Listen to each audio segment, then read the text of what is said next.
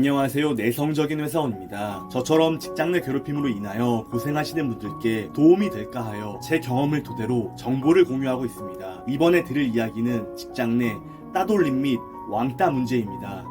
사실 이 따돌림 및 왕따는 제가 할까 말까 고민을 많이 했습니다. 왜냐하면 제 안 좋은 기억들이 떠오르기 때문인데요. 이 주제를 다루기 어려웠던 이유는 영상 후반부에 따로 이야기를 드려보도록 하겠습니다. 분명 이 영상을 보시는 당신께서는 직장에서 따돌림 및 왕따 상황에 계시리라 생각이 됩니다. 무언가 해결책을 바라고 제 영상을 검색하셔서 클릭하셨으리라 생각이 됩니다. 슬프지만 솔직하게 말씀드리겠습니다. 사실 따돌림 및 왕따는 대응하기가 매우 어렵습니다. 이렇게만 하면 분명히 해결된다고 명확하게 답을 드리지는 못할 것 같습니다. 왜냐하면 이것은 증명하기가 매우 어렵기 때문입니다. 그래도 현재 할 수 있는 것을 말씀드려 보겠습니다. 직장 내 괴롭힘 상황 속에서 문제를 해결하는 방법은 크게 두 가지인 것 같습니다. 첫째는 스스로 가해자에게 맞서 상황을 극복하는 방법이고, 두 번째는 외부의 힘을 빌리는 방법입니다. 외부의 힘이라면 저희에게는 직장 내 괴롭힘 신고가 있겠습니다. 물론 현재 상황을 스스로 극복하는 게 가장 좋은 방법이라고 생각합니다.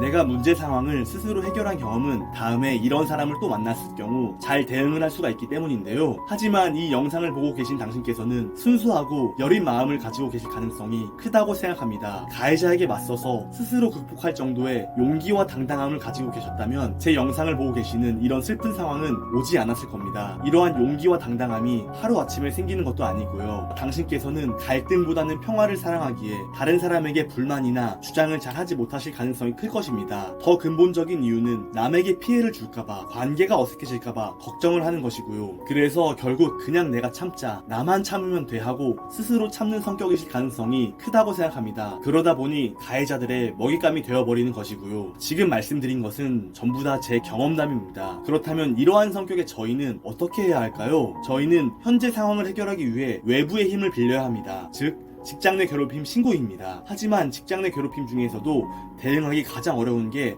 따돌림 및 왕따인데요.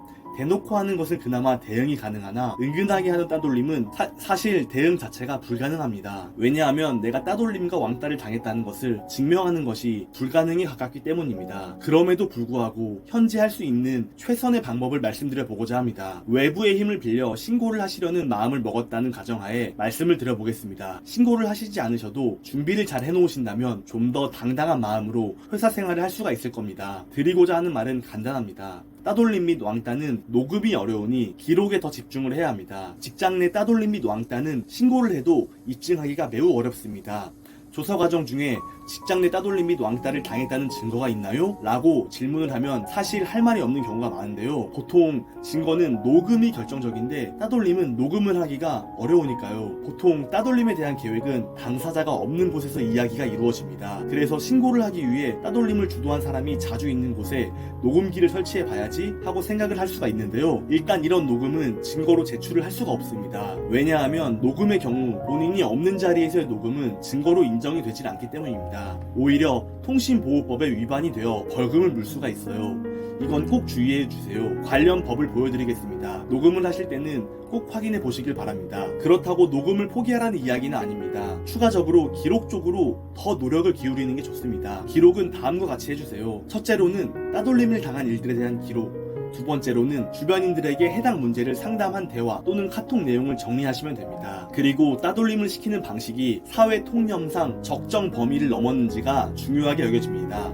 이렇게 적정 범위라고만 말씀을 드리면 애매하니 이해를 쉽게 하기 위하여 고용노동부에서 말하는 직장 내 괴롭힘 16가지 예시 중 따돌림 및 왕따에 관련된 것을 말씀드려 보겠습니다. 정당한 이유 없이 업무 능력이나 성과를 인정하지 않거나 조롱함, 정당한 이유 없이 훈련, 승진, 보상, 일상적인 대우 등에서 차별함, 다른 근로자들과는 달리 특정 근로자에 대하여만 근로계약서 등에 명시되어 있지 않은 모두가 꺼리는 힘든 업무를 반복적으로 지시함, 근로계약서 등에 명시되어 있지 않은 허드렛 일만 시키거나 일을 거의 주지 않음, 정당한 이유 없이 업무와 관련된 중요한 정보 제공이나 의사결정 과정에서 배제시킴, 개인사에 대한 험담이나 소문을 퍼뜨림, 다른 사람들 앞이나 온라인상에서 나에게 모욕감을 주는 언행을 함. 사실 이러한 상황을 설명드리지 않아도 따돌림인지 아닌지는 본인이 더 잘 알 거라 생각합니다.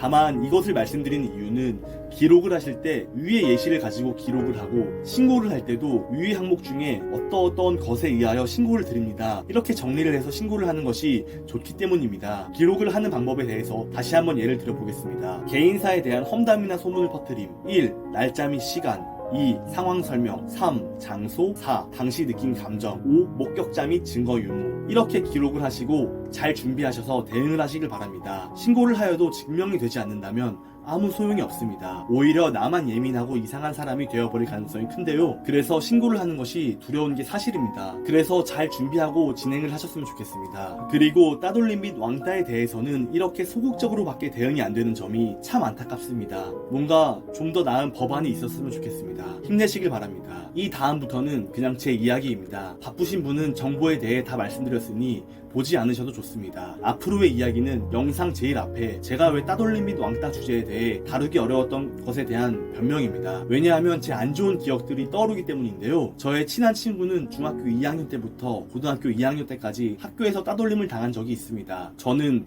겁쟁이라 도와주지는 못하고 방관만 했습니다. 고등학교를 올라가면서 기존 애들과 다른 고등학교를 가게 되었고 그 중학교에서는 저를 포함해 20명 정도만 해당 고등학교로 가게 되었습니다. 고등학교 때는 주변 사람들이 달라져서 따돌림을 안 당할 줄 알았는데 거기서도 따돌림을 당해버렸네요. 지금 생각해보니 환경이 바뀌어도 사람 자체는 바뀌지 않잖아요. 따돌림을 당해서 자존감이 바닥을 치고 사람들과 어울리기를 어려워했던 것 같습니다. 누군가 다가와도 경계부터 하게 되고요. 그리고 축 처져서 기운 없는 모습은 다른 사람들이 괴롭히기 쉽다고 생각을 합니다. 함부로 대해도 된다고 생각을 하는 것이지요. 그래서 새로운 환경에서도 따돌림을 당한 것 같아요. 다행히 대학에 들어와서는 주변에 좋은 사람들만 있어서 잘 지내고 그 이후로는 성인들만 있는 곳이니 잘 지낸다고 들었습니다. 군 검사 도베르만에 나오는 대사인데 갑자기 생각이 납니다. 군대에서 어떤 이병이 오랜 시간 따돌림을 당해왔습니다. 그러면서 하는 말이 있는데요. 이 말이 참 와닿습니다. 때리고 싶어서 때리는 것이 아니야. 때릴 수 있어서 때리는 거야. 저는 이 대사를 이렇게 바꿔보고 싶습니다. 괴롭히고 싶어서 괴롭히는 게 아니라 괴롭힐 수 있어서 괴롭히는 거야. 괴롭히기 쉬운 사람의 분위기는 환경이 바뀌어도 계속해서 남아있나 봅니다. 그리고 가해자들이 나는 저 사람보다 우월하다는 우월감을 즐기기 위해 먹잇감으로 사용이 되고요. 세상에는 이 우월감을 즐기기 위해 다른 사람들을 짓밟는 악마들이 존재하니까요. 사실 따돌림 및 왕따는 신고를 하셔도 결과가 안 좋을 가능성이 높습니다. 퇴사를 하게 된다면 또 어디선가 이런 사람들을 만나게 될 가능성이 존재해요. 그래서 저는 되든 안 되든 직장 내 괴롭힘 신고를 해보셨으면 좋겠습니다. 물론 신고 과정이 힘들고 지치고 고통스러운 것은 사실입니다. 주변에 피해도 많이 주고요. 주변에 피해를 주기 때문에 당신께서는 본능적으로 거부 반응이 크실 것이라 생각이 듭니다. 그래서 신고를 부추긴 저를 원망할 수도 있습니다. 그럴 땐 저를 원망하셔도 좋습니다. 제 오픈 카톡방이나 블로그에 오셔서 저에게 욕을 한 바가지 퍼부어 주세요. 그럼에도 불구하고 신고를 하라고 말씀드린 이유가 있습니다. 왜냐하면 선을 넘는 불합리한 행동을 하는 사람에게 참지 않고 대응하는 이 경험은 당신을 더 단단하게 해줄 것이기 때문입니다. 또 다른 가해자 혹은 비슷한 부류들을 만났을 때 이 경험을 통해 과거와는 달리 분명 잘 대응할 수 있다고 생각합니다. 단단해진다는 것은 제 경험담이기 때문에 확신을 드리고 말씀드릴 수 있습니다. 그러니 힘든 상황 속이시겠지만 용기를 내어 행동해 보셨으면 좋겠습니다.